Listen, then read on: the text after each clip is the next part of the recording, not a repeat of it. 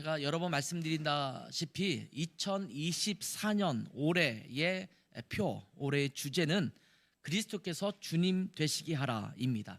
한번 같이 읽어볼까요? 그리스도께서 주님 되시게 하라. 그냥 뭐 주님 되신 그리스도 뭐 이렇게 하면 좋겠지만 좀 더 강하게 우리의 삶 속에 예수 그리스도가 주인 되시도록 계속 우리가 애쓰고 노력하고 그렇게 결단하고 그렇게 행하는 것입니다. 빌립보서 2장 11절 말씀을 올해 할애의 중심 구절로 삼았는데 모든 입으로 예수 그리스도를 주라 시인하여 하나님 아버지께 영광을 돌리게 하셨느니라. 이러한 말씀으로 한 해를 우리가 살아갔으면 좋겠습니다. 작년에는 우리가 예배에 집중했습니다. 온 마음으로 또 온 삶으로 하나님 앞에 예배하면 좋겠다, 이러한 삶을 살았습니다. 우리의 삶의 모든 영역에서 예배자가 되고 그곳이 예배 장소가 되는 그러한 삶이 됐으면 좋겠다, 이런 마음을 가지고 한 해를 살아왔습니다. 올해는 우리의 삶의 모든 영역에서 이제 예배자뿐만 아니라 예배자의 기본적인 태도는 그 예배 장소에 그리스도가 주인 되시는 거거든요. 주님 되시는 거거든요. 하나님이 왕이 되시는 거거든요. 우리의 삶의 영역에서 예배자로 살아간다면 우리는 또한 예수 그리스도를 주님으로 여기며 그렇게 살아가는 삶이 됐으면 좋겠다, 이러한 한 해가 되었으면 좋겠습니다. 여러분, 지금 여러분의 삶의 모든 영역에서 예수 그리스도가 주인 되시고 있으십니까? 우리가 말은 그렇다라고 말을 하는데 사실은 그렇지 못한 부분이 많아요. 조금 아까 그런 얘기를 드렸지만 임마누엘 하나님이 우리와 동행하신다, 이렇게 생각했을 때 또 예를 들면 요즘 신명기 말씀을 쭉 읽고 묵상할 때 이제 그 가나안 땅을 정복해 가잖아요. 그랬던 역사를 쭉 기록하고 있고, 이제 그런 상황 속에서 모세가 이스라엘 백성들을 모아놓고 가나안 땅을 앞에 두고 하시는 말씀이 신명기거든요. 그렇게 말씀할 때 두려워하지 말아라, 하나님이 너와 함께하고 있다, 이 모든 전쟁은 하나님께 속한 것이다, 이렇게 말씀하잖아요. 근데 그런 말씀을 들을 때마다 우리는 불끈불끈 힘이 나요. 왜 힘이 나냐면 내가 뭔가를 성취하고 이루려고 하는데 하나님이 나와 함께 하신대, 하나님이 나를 도와주신대, 이렇게 생각하거든요. 근데 여러분, 우리가 오해하고 착각하는 것 중에 하나가 뭐냐면 내가 계획을 세우고 내 마음을 정하고 내가 뭔가 이루기를 원하는 게 있고 그런 걸로 하는데 나는 힘이 없고 부족해. 그런데 하나님이 능력자시니까 나와 함께 하시면 내가 계획하는 것들을 하나님이 이루어 주실 거야 라고 하면서 불끈불끈 힘이 나면 안 된다라는 말씀입니다. 하나님은 지인이가 아닙니다. 이렇게 마술래프를 문지르면 나타나셔서 무엇을 원합니까? 내가 도와주겠습니다 라는 지니가 아닙니다. 하나님은 우리에게 약속을 주시고 말씀하시고 명령하시고 너희가 가나안 땅 너희에게 주겠다라고 약속하셨던 그 땅을 차지하게 하는 그것을 도와주시는 분이 하나님이신 거예요. 그러니까 계획은 하나님께 있고 뜻도 하나님께 있고 성취하고자 하는 것도 하나님께 있고 이루고자 하는 것도 하나님께 있어요. 그리고 그 하나님께서 이루시고자 하는 것들을 나를 통해서 이루실 때 하나님께서 나와 함께 하시겠다고 하시는 거예요.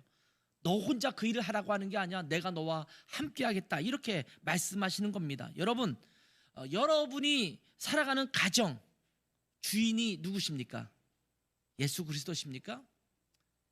이사 날짜를 잡을 때 어디로 이사 갈까를 결정할 때 어느 날이 길일인가를 찾는 게 아니라 주님께서 언제 어디로 가게 하시는가, 주님의 뜻을 묻는 게 주님이 주인 되신 것 아니겠습니까?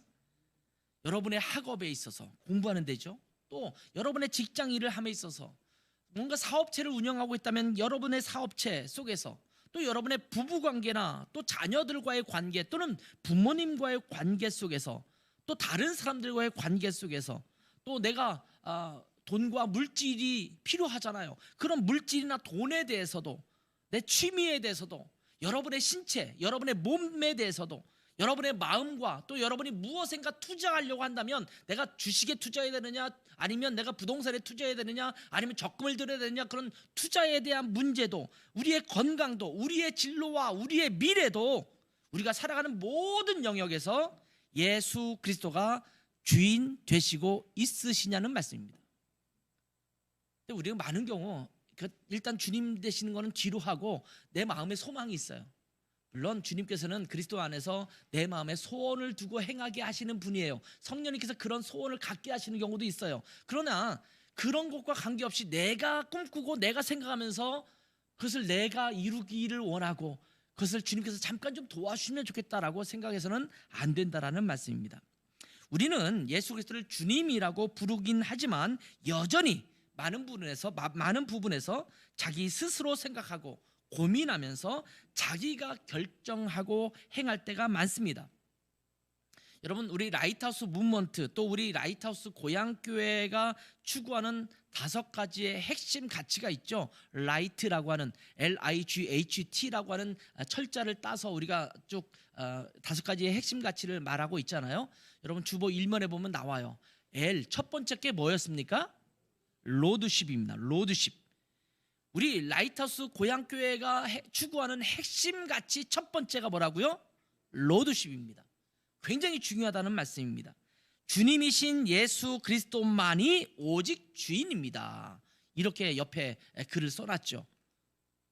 누가 주인이에요? 예수 그리스도만 주인이십니다. 우리 라이트하우스 공동체 고백, 여러분 주보 3면에 계속 공동체 고백이 나오고 있는데 그 공동체 고백 마지막 부분에 어떻게 고백합니까? 주님께 순종하는 것이 가장 안전하고 완전한 삶입니다. 이제 세상으로 나아가 예수 그리스도의 주인 되심을 선포하는 삶이 되게 하소서. 주인 되심을 선포한다라는 말은 내가 살아가는 모든 삶의 부분에서 그리스도가 주인 된다라는 것을 사람들에게 보여주게 하는 거예요. 그것이 우리 공동체 고백의 핵심 주제 중에 하나입니다. 예수 그리스도가 우리의 주인이십니다 라는 고백입니다. 로드십, 로드십을 더 정확하게 말한다면 로드십 오브 크라이스트예요. 예수 그리스도의 주재권입니다. 자, 이 로드십 오브 크라이스트, 주님이 예수 그리스도가 우리의 주인 되신다라는 것은 우리 그리스도인의 신앙에 있어서 가장 기초이기도 하고 가장 핵심이기도 하고 신앙생활의 본질이기도 합니다. 사실은 다른 것을 다 잘한다 하더라도 이 로드십이 상실되어 있다면 제대로 신앙생활하는 것이 아닙니다. 신앙생활은 예수 그리스도 하나님, 삼위일체 하나님이 나의 주인 되신다라는 고백에서 시작합니다. 그렇기 때문에 우리 그리스도인의 신앙생활에 있어서 로드십이라는 것은 너무너무 중요한 겁니다. 경박스럽게 이렇게 많이 하는 이유는요, 그만큼 중요하다는 말이에요. 그러니까 아무리 강조해도 지나치지 않은 말이에요. 여러분, 제가 말씀을 전하거나 또 신앙생활하는 데서 굉장히 강조하는, 반복해서 말하고 있는 것들을 본다면 여러분 가만히 그 밑바닥을 살피면 로드십이 그 근간에 있다는 것을 여러분 아마 깨달을 수 있을 것입니다. 그렇기 때문에 우리 신앙에 있어서 로드십, 예수님이 주인 되시게 한다라는 것에 대해서 견고하게 만들어가는 일에 최선을 다해야 합니다. 애써야 합니다. 집중해야 합니다. 왜냐하면 우리는 자꾸 우리 스스로가 왕이 되려고, 우리 스스로가 우리 주인 되려고 정말 부단히 그렇게 꿈틀거리고 있거든요. 애써서 나를 죽이고 그리스도와 함께 십자가에 못 박혔나니 나는 죽고 그 안에 그리스도가 살아서 내 왕이 되어주시고 내 주인 되신다라는 사실을 끊임없이 내가 주님 앞에 선포하지 않으면 나도 모르게 꿈틀꿈틀 내 마음대로, 내 생각대로, 내 욕심대로 살아가는 나 자신이 등장하게 되는 겁니다. 자, 오늘 본문은 올해 우리 교회의 표어와 중심 구절이 있는 그런 부분입니다. 오늘 본문에서 바울이 빌립보 교회 성도들에게 하고 싶은 말이 뭐냐면, 오늘 본문의 메시지에서는 예수 그리스도께서 자기를 낮추어 종의 형체를 지니셨듯이 종의 자세로 겸손하게 다른 사람을 섬기라는 말입니다. 사실은 여기에 주요한 포커스가 그리스도의 주인 되심만은 아니에요. 사실은 그리스도의 마음을 품는 것, 겸손한 마음을 품는 것, 그런 의미로 다른 사람의 마음을 헤아리고 다른 사람을 좀 더 나보다 낮게 여기고 다른 사람을 섬기라는 말씀을 지금 하시기 위해서 이 말씀을 해주시고 있습니다. 예수 그리스도께서 품으셨던 그 마음을 너희도 품고 살아라, 이렇게 말씀하고 있습니다. 그러면서 예수 그리스도께서 어떻게 그러한 겸손한 모습을 보이셨는지를 설명합니다. 그러면서 결론이 뭐냐면, 이렇게 종의 모습을 지녔던 예수님은 종의 모습으로 끝나지 않았다. 종으로 섬기는 것, 겸손함으로 섬기는 것이 무시받는 것처럼 여겨질 수 있지만 예수님을 봐라, 그는 거기서 끝나지 않았다.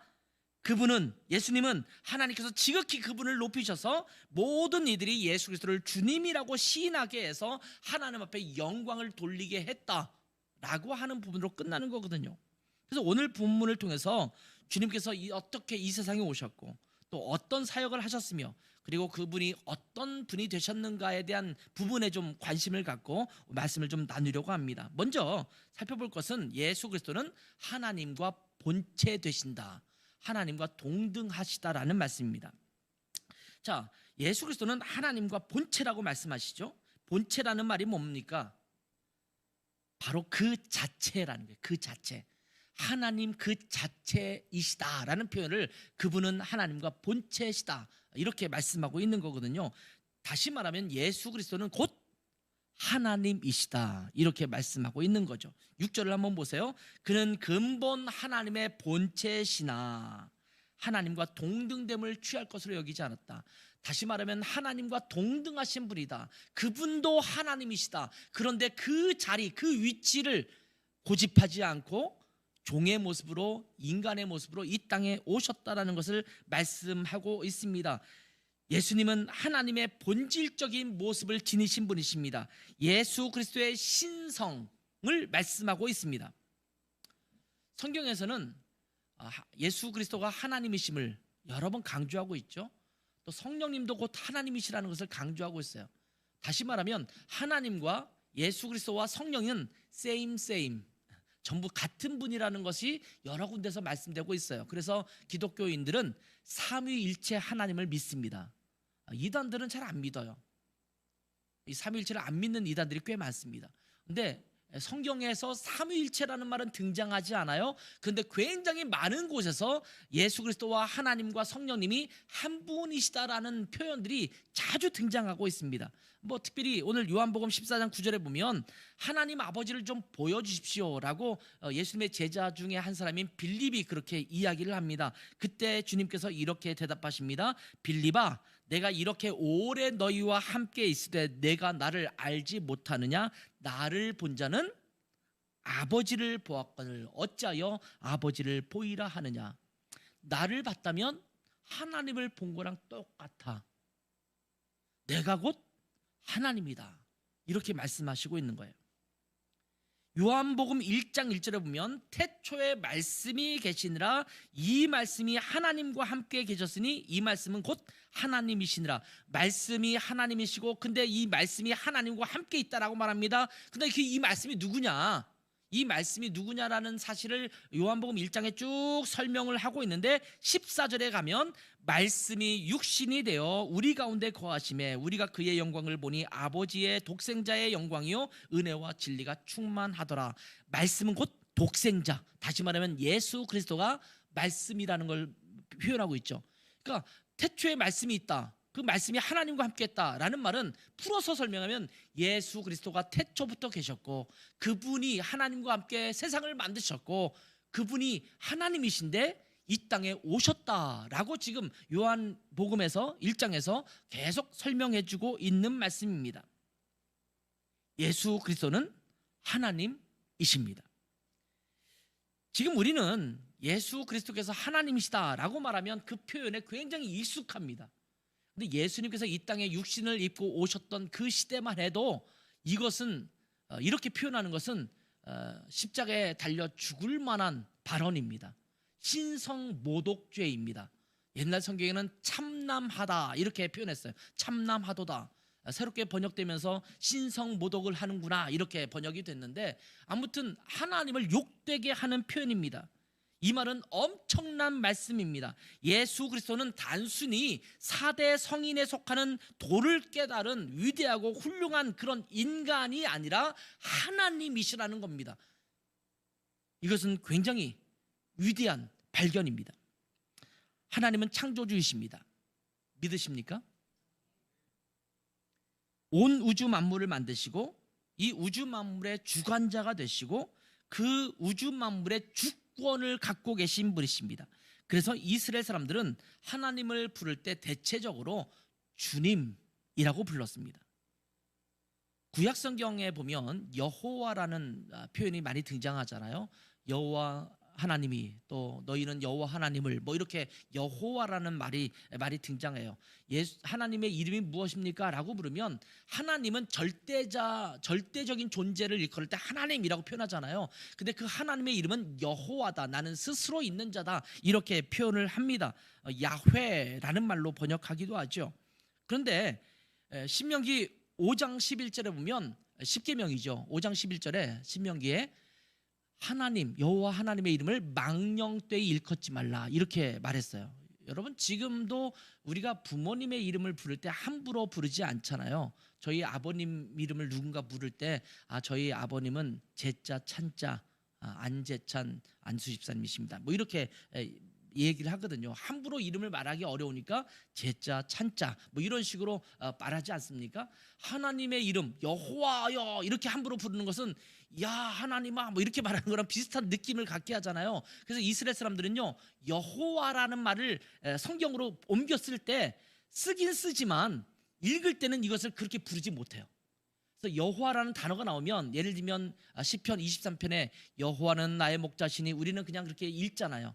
근데 유대인들은 거기에 아도나이는 나의 목자시니, 주님은 나의 목자시니, 이렇게 표현합니다. 저는 독일에서 있으면서 독일어 성경도 같이 보았는데, 독일에서 주님이라는 말이 헤른 뭐 이런 표현이 쓰여져요. 근데 남자에게 가르칠 때도 뭐 미스터 킴 할 때 헤어 킴, 이렇게 헤르 킴이라고 부르듯이 그렇게 부르는 명칭인데, 이건 주님이라는 존칭어도 돼요. 근데 독일어 성경 보면 여호와는 나의 목자시니 할 때 여호와라는 말을 여호와라고 번역하지 않습니다. 헤렌 이스트 뭐 이거, 그분은, 그 주님은 나의 목자시다, 이렇게 표현하죠. 그러니까 이 사람들은 야훼라는 말이 정확한 발음인지 아닌지 몰라요. 왜냐하면 히브리어는 보통 모음을 잘 안 쓰고 자음만 쭉 쓰거든요. 근데 이 발음을 어떻게 하는지 몰라, 스스로가. 왜냐하면 하도 안 부르니까 이게 야훼인지 여호와인지, 뭐 영어는 지호바라고 하는데 지호바의 제이는 묵음이거든요. 근데 미국 사람들은 그 묵음을 발음하니까 지호바라는 말이 되지만, 아무튼 어떤 사람은 시를 쓰면서도 지호바 뭐 이렇게 쓰는데 그거 잘못된 표현입니다. 여호와 또 야훼라는 표현이에요. 근데 이 부분을 제대로 못 쓰니까 여호와라고도 읽고도 주님이라고 읽었어요. 그래서 아도나이, 또 헬라어로 번역하면서 주님이라는 말이 계속 쓰이는데, 헬라어의 주님이라는 말은 큐리오스라는 단어가 써요. 큐리오스. 그리고 라틴어로 여러분 도미눔, 도미누스 뭐 이런 말 많이 들어봤죠. 도미누스가 주님이라는 뜻입니다. 그리고 영어로는 Lord라는 말이 쓰여지기 시작합니다. 아무튼 예수님을 하나님으로 알게 된 자들은 예수 그리스도를 주님으로 부르기 시작했습니다. 물론 예수님 당시에도 종이 자기의 주인을 부를 때도 큐리오스라는 말을 썼어요. 어떤 때는 자기를 다스리는 왕에게도 그렇게 주님이라는 말을 썼습니다.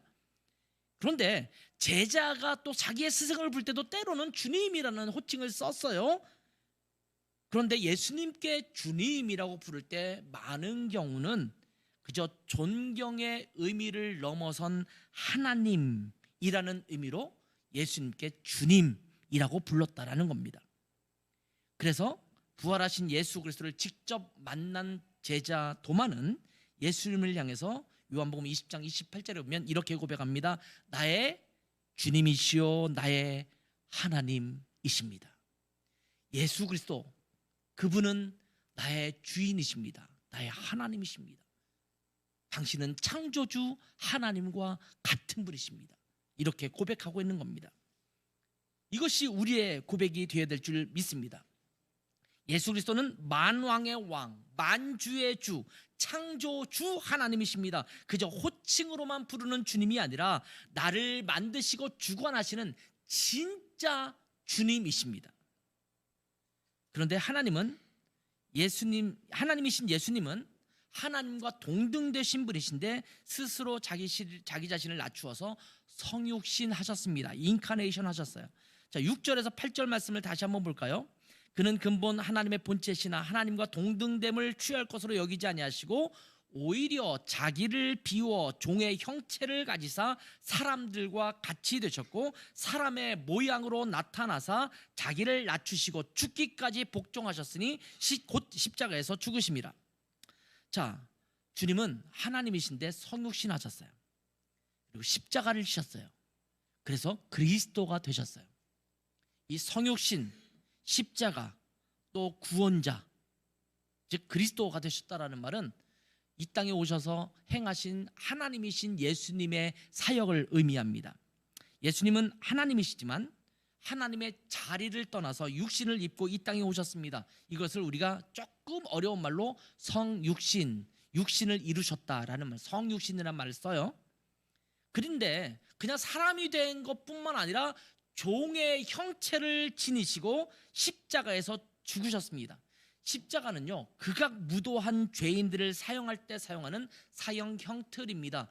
그냥 웬만한 죄를 지어서는 십자가에 달지 않습니다.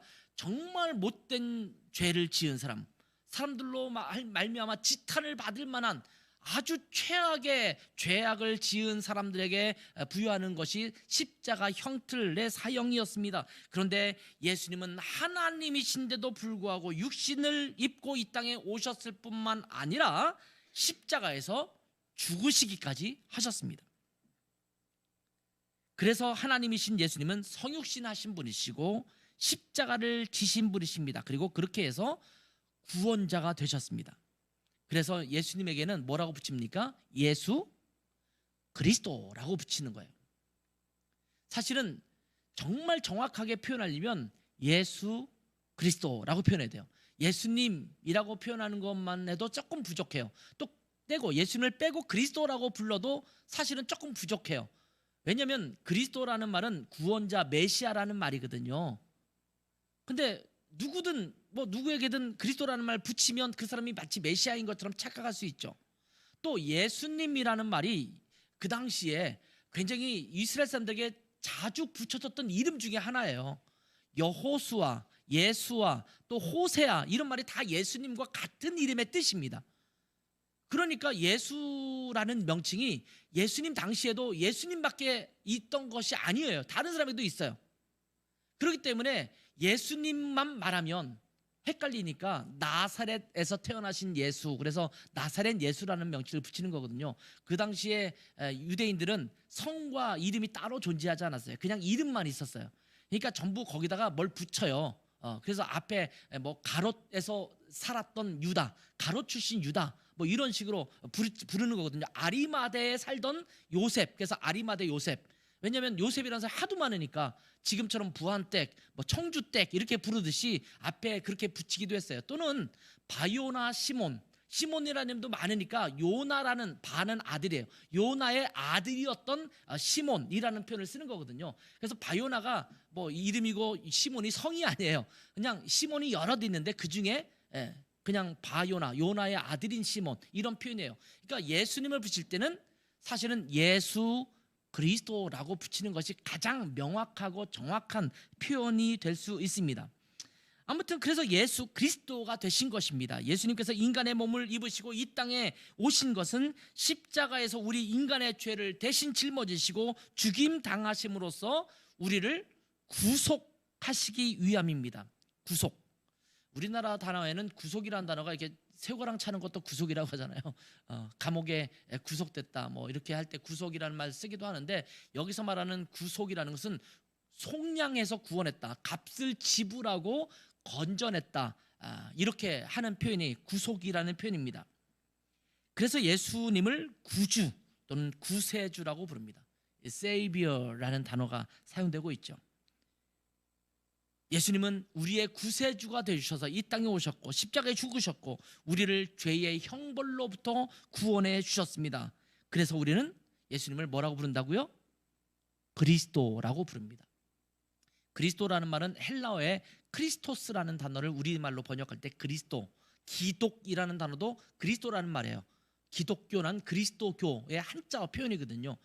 그분이 그리스도입니다. 근데 이 그리스도라는 표현은 히브리어에서 이 구약 성경에서 메시아라는 단어를 헬라어로 번역할 때 그리스도라는 말로 번역합니다. 그러니까 메시아라는 말과 그리스도라는 말은 같은 의미입니다. 같은 말입니다. 이 메시아라는 말은 무슨 말이냐면 기름을 붓는다라는 뜻이거든요. 기름을 이렇게 붓는다. 구약 성경 시대에 누구에게 기름을 부었습니까?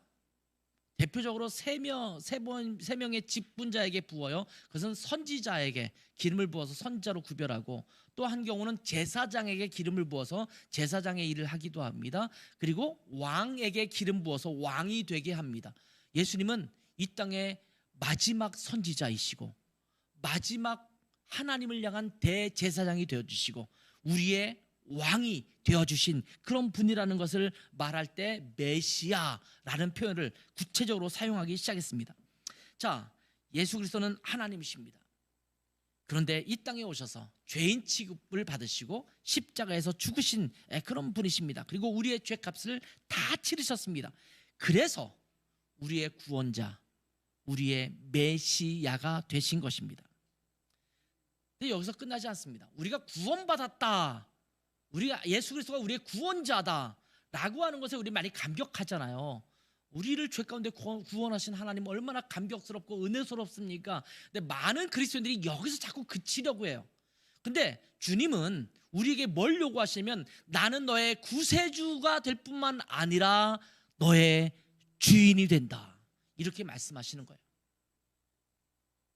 그래서 우리가 예수님을 영접하는 기도를 시킬 때 뭐라고 기도하냐면 예수 그리스도를 나의 구세주와 주님으로 영접합니다, 이렇게 말해요. 두 가지를 말해요. Savior and Lord. 예수님은 나를 구원하신 구원자이실 뿐만 아니라 그러므로 나의 주인이 되십니다, 이런 고백을 드려요. 우리의 왕, 우리의 주님이 되신 예수 그리스도라고 성경은 말씀하고 있습니다. 예수님은 십자가에 죽임당하신 이후에 부활하셨습니다. 그리고 부활하셔서 우리의 왕, 우리의 주님이 되셨다라고 말씀하고 있습니다. 주님께서 구속의 사역을 다 마치신 이후에 다시 왕의 자리에, 주인의 자리에, 하나님의 자리에 오르셨다라고 말씀하고 있습니다. 우리가 죄를 짓고 죄인이 되었을 때 우리는 하나님의 통치권을 벗어난 자가 된 겁니다. 죄인이라는 말은 뭐냐면요, 하나님이 주인이신데, 하나님이 왕이신데 그걸 거부하고 내 멋대로 내가 왕이 되어서 내 멋대로 살아가려고 하는 것이 죄인의 모습이거든요. 통치권을 벗어났어요. 당신이 내 주인이라고? 아니야, 내 마음대로 살 거야. 여러분, 최초의 죄를 지었던 사람이 누굽니까? 하와가 죄를 짓고 자기 남편에게도 줘서 아담도 죄를 지었어요. 그럴 때 사탄이 그에게 유혹한 미혹했던 말이 어떤 말인지 아세요? 이거를 먹으면 하나님과 같을 거야. 무슨 소리예요? 내 주인이 하나님이신데, 왕이신데 이걸 먹으면 너가 눈이 밝아져서 하나님처럼 될 거야. 내가 주인 되는 거야? 내가 왕 되는 거야? 와, 좋네. 그러니까 따먹은 거예요. 그게 죄예요. 하나님의 하나님 되심을 거부하고 내가 하나님의 자리에 올라가는 것, 내가 왕이 되는 것, 내 인생의 주인을 내 것이라고 고백하는 것, 이것이 죄인의 자리에 서는 거거든요. 에베소서 2장 1절에서 3절을 보면 이렇게 말씀하세요. 그는 허물과 죄로 죽었던 너희를 살리셨도다. 그리고 죄인이었던 그때는 너희는 그 가운데서 행하여 이 세상 풍조를 따르고 공중의 권세 잡은 자를 따랐으니, 권세 잡은 자, 공중의 권세 잡은 자는 사탄을 말합니다. 마귀를 말합니다. 그 마귀를 따랐습니다. 곧 지금 불순종의 아들들 가운데서 역사하는 영, 그 귀신, 사탄, 마귀, 그 마귀의 종이 되어서 따랐다라고 말합니다. 그러면서 3절에 전에는 우리도 다 그 가운데서 우리의 육체의 욕심을 따라 지내며 육체와 마음에 원하는 것을 하여 다른 이들과 같이 본질상 진노의 자녀이었다, 이렇게 말합니다. 어떤 사람은 이렇게 말할지도 몰라요. 우리가 언제 사탄을 주님으로 따랐습니까? 그냥 내 마음대로 살았을 뿐인데, 이렇게 말할 수도 있어요. 그런데 3절에 말하는 것처럼 육체의 욕심을 따라가 살아가고 육체와 마음에 원하는 것을 향해서 따라가는, 그렇게 살아가는 삶에 대해서 진노의 자녀, 사탄의 자녀, 이렇게 표현하고 있는 겁니다. 사탄은 그렇게 유혹하거든요. 너 마음대로 살아. 제가 자주 말씀드리는 거지만 요즘 세상에서 많은 사람들이, 젊은이들에게도 이런 얘기를 많이 해요. 너의 마음이 시키는 대로 살아. 굉장히 그럴듯해요. 뭐 굉장히 마음에 자유를 주는 그런 말 같잖아요. 여러분, 우리의 마음이 시키는 대로 살면요 망할 수밖에 없어요. 우리 마음에 악한 것이 얼마나 가득한데 우리 육신의 마음을 가지고 행하기를 원하는 것들을 그대로 행한다면 세상은 난장판이 될 겁니다. 물론 너의 마음이 시키는 대로 살아 이렇게 말하는 의미는 그런 의미로 말하는 것은 아닐 거예요. 너가 다른 거 신경 쓰지 말고 너의 마음이 진짜 원하는 그런 목표를 위해서 살아라, 뭐 목표를 찾아내라, 뭐 이런 말의 의미로 그렇게 사용할지 모르겠습니다만 세상은 그런데 우리에게 주는 메시지가 그거예요. 너가 원하는 대로 살아, 너가 기쁜 게 좋지, 네가 즐거운 게 좋지, 이렇게 말하고 있지요. 근데 그것은 사탄이 우리에게 주는 마음이에요. 우리는 누가 주시는 마음에 따라 살아야 될까요? 하나님이 주시는 마음에 따라 살아야죠. 성령께서 내 마음에 소원을 주시는 것을 따라 살아가야 되죠. 이게 성령 충만한 삶, 예수 그리스도를 주인으로 모시는 삶 아니겠습니까? 사탄은 교묘하게 우리 스스로도 깨닫지 못하도록 우리가 사탄의 뜻을 따라 살아가게 합니다. 하나님의 뜻대로 살아가지 않고 우리의 욕심에 따라 살아가는 것, 그렇게 만드는 것이 사탄의 묘책입니다. 하나님이 주인 되셔야 되는데 나 자신이 자기의 주인이 되어서 살아가도록 하는 것입니다. 그래서 이렇게 노래하잖아요. 내 인생은 나의 것. 누가 건드리지 마. 지금 나는 인권이 있는 사람이야. 하나의 존중받아야 될 자아야. 그런데 왜 하나님이 날 건드려? 하나님이 나를 구속하는 것, 나를 얽매는 것 나 싫어. 나는 내 마음대로 살 거야. 이것이 하나님을 배역하고 떠나간 사람들의 모습이라는 겁니다. 주인 되셔야 하는 창조주 하나님이 주인 되지 못하고 나 자신이 주인이 되도 살아가도록 사탄이 우리를 조종하고 있는 겁니다. 그런데 예수 그리스도께서 사탄의 모든 권세를 물리치시고 사탄의 권세 아래서 신음하고 또 자기 멋대로 살아가면서 죄 속에 살던 우리를 예수 그리스도의 십자가의 보혈로 구원해 주셨습니다. 그래서 우리를 하나님의 자녀, 하나님의 백성으로 삼아주셨습니다. 이제는 사탄이 우리의 왕, 우리의 주인이 아니라 원래 우리의 왕이시고 주님이셨던 하나님께 돌아와서 하나님을 우리의 왕, 우리의 주님으로 섬길 수 있도록 예수 그리스도의 십자가의 보혈이 우리를 그렇게 만들어 주신 겁니다. 여러분 9절부터 11절 말씀을 볼까요? 그렇기 때문에 이런 말씀이 시작되는 거예요. 이러므로 하나님이 그를 지극히 높여 모든 이름 위에 뛰어난 이름을 주사 하늘에 있는 자들과 땅에 있는 자들과 땅 아래에 있는 자들로 모든 무릎을 예수의 이름에 꿇게 하시고, 그를 지극히 높여 모든 이름 위에 뛰어난 이름을 주셨다라는 말은요, 그것이 하나님의 영광입니다. 하나님의 자리예요. 예수 그리스도는 곧 하나님이시기 때문에 그 자리로 회복시켜 주신 것입니다. 그리고 뭐라고 말합니까? 11절에 우리 올해 한 해 중심 구절이죠. 같이 읽습니다. 시작. 모든 입으로 예수 그리스도를 주라 시인하여 하나님 아버지께 영광을 돌리게 하셨느니라. 아멘. 자, 예수님께서 십자가에서 우리를 위해서 대속의 죽임을 당하시고 부활하신 이후에 하나님은 예수 그리스도를 하늘로 올리셨습니다. 예수 그리스도를 하나님의 자리에, 그 영광스러운 자리에 올리셨습니다. 그리고 만왕의 왕, 만주의 주가 되게 하셨습니다. 그리고 예수 그리스도의 보혈로 구원받은 모든 자들이 예수 그리스도께 나와 무릎 꿇고 경배하며 예수 그리스도를 주라, 주님이라 시인하게 하셨습니다. 그래서 하나님께 영광이 됩니다. 이 하나님은요, 성부 하나님도 포함되면서 성자 하나님도 함께 포함되는 거예요. 자, 하나님이 계셔요. 삼위일체 하나님이 계시는데 그 삼위 중에 한 위가 성자 하나님이 이 땅에 오셨어요. 죄에 신음하면서 고통당하셨어요. 그러면 하나님의 영광이 조금 훼손된 거예요. 그렇잖아요. 하나님이 죄를 짊어지셨는데 그게 엄청난 훼손 아닙니까? 그 모든 사역을 마치시고 이제 드디어 사탄의 권세를 다 물리치시고 그 영광의 자리에 돌아가셨어요. 이것이 하나님께 영광이 되는 거예요. 모든 사역을 마치셔서 이제는 그 완전체로 다시 영광이 되신 것을 말씀하고 있습니다.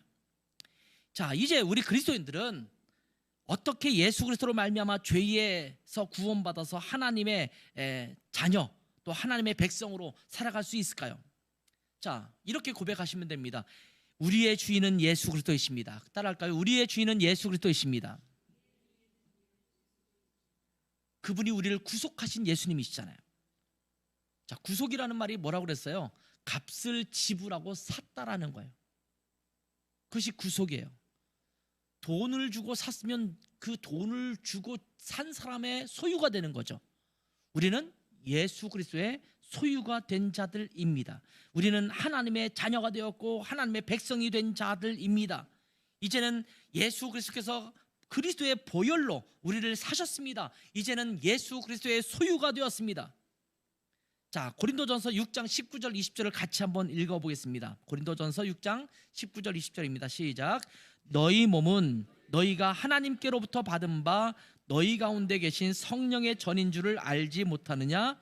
자, 너희는 너희 자신의 것이 아니라 값으로 산 것이 되었으니 그런즉 너희 몸으로 하나님께 영광을 돌리라. 너희는 너의 자신의 것이 아니다. 하나님께서 너를 값으로 주고 사셨다. 그러니 너희 몸을 통해서 하나님 앞에 영광을 돌리라. 너가 가정에서, 직장에서, 학교에서, 또 자녀를 양육할 때, 부모님을 공경할 때, 주변 사람들을 대할 때, 직장 다닐 때, 너의 미래를 결정할 때, 내가 취미 생활할 때, 그 모든 것을 할 때 너의 몸이 너의 것이 아니니 하나님께서 원하시는 대로 살아가면서 하나님 앞에 영광을 돌리는 삶을 살아라, 이렇게 말씀하고 있는 겁니다. 주인의 말씀에 순종하여 살아가는 것이 우리 그리스도인의 모습이어야 합니다. 교회에서 모일 때뿐만 아니라 예배드리는 시간뿐만 아니라 우리가 어디에서 무엇을 하든지 예수 그리스도는 우리의 주인 되십니다. 교회 왔을 때 주님 오래간만입니다. 예수님 나의 주인이시죠? 제가 여기 있는 동안 주님을 잘 따르겠습니다. 근데 예배 끝나고 집에 가면서 예수님 안녕히 계세요. 내가 좀 마음대로 좀 살다가 내 맘대로 살다가 이제 다시 오겠습니다. 그렇게 가는 게 아니라는 거예요. 여러분 이 자리에 주님과 함께 오셔서 주님 앞에 경배하고 예배하지만 가실 때, 여러분 집에 가실 때 주님 손잡고 같이 가셔야 돼요. 그리고 주님 일주일 동안 주님께서 나의 삶을 인도해 주세요. 내가 누구를 만나는데, 비즈니스로 만나는데 이 만남에 주님께서 주인 되셔서 자꾸 말씀해 주세요. 내가 직장에서 이런 일들을, 이런 과업을 맡아서 지금 해야 되는데 이 일을 어떻게 해야 할지 주님께서 자꾸 좀 내 귓속말로 말씀해 주세요. 내가 좀 오늘 마음이 안 좋아서 내 아내랑 대판 싸웠는데, 제가 싸웠다는 게 아닙니다. 안 싸웠습니다. 대판 싸웠는데 하나님 여기 내 자존심과 내 생각을 가지고 밀어붙일 것이 아니라 주님께서 주인 돼 주세요. 내가 시험 보러 갑니다. 내가 면접 보러 갑니다. 내가 병원에 진찰 받으러 갑니다. 내가 뭔가 투자하려고 지금 여윳돈을 가지고 뭔가 좀 해보려고 하는데 그것에 대해서 예수님께서 내 주인 돼 주세요. 이렇게 일주일 동안 살아야 된다라는 말씀입니다. 자, 이제 올 한 해 내 삶의 모든 영역들에서 예수 그리스도가 주님이 되시도록 주인의 자리를, 왕의 자리를 예수님께 내어드리며 살아갈 수 있기를 바랍니다. 몇 주 동안은 로드십에 대한 설교를 쭉 할 거예요. 한 달 이상 걸릴 거예요. 물론 성경에 있는 여러 가지 사건들을 함께 나누면서 예수님을 주인으로 삼았던 자들도 함께 살펴볼 거예요. 그러면서 매주마다 이번 주도 예수님이 우리의 주인 되어 주십시오. 이번 주에 이런 일 저런 일에 예수님께서 주인 되어 주십시오. 끊임없이 그리스도께서 우리의 주인 되시게 하라 라고 하는 한 해가 됐으면 좋겠습니다. 그리스도가 주님 되시게 하라. 자, 우리 한번 그 다음에 읽어볼까요? 그리스도가 내 모든 삶의 주인 되시도록 주인의 자리를 내어드리겠습니다. 함께 고백할까요? 시작. 그리스도가 내 모든 삶의 주님이 되시도록 주인의 자리를 내어드리겠습니다. 아멘. 여러분이 자꾸 그 자리에 앉으려고 하지 마시고 빨리 내려오세요. 내려오셔서 그 자리에 주님 죄송합니다. 잠깐 제가 탐냈는데 주님 다시 앉으세요. 그래서 이런 고백과 결단이 우리 삶 가운데 1년 동안 풍성해지기를 주님의 이름으로 축원합니다. 기도하겠습니다. 하나님 아버지, 우리가 주님이라고 말하지만 주여 주라고 외치지만 우리의 생각과 우리의 마음은 여전히 내 중심으로 살아가고 있었음을 고백합니다. 하나님, 다시 한번 회개하며 우리가 그 자리에 내려와서 예수 그리스도를 우리의 주인의 자리로 다시 돌려드립니다.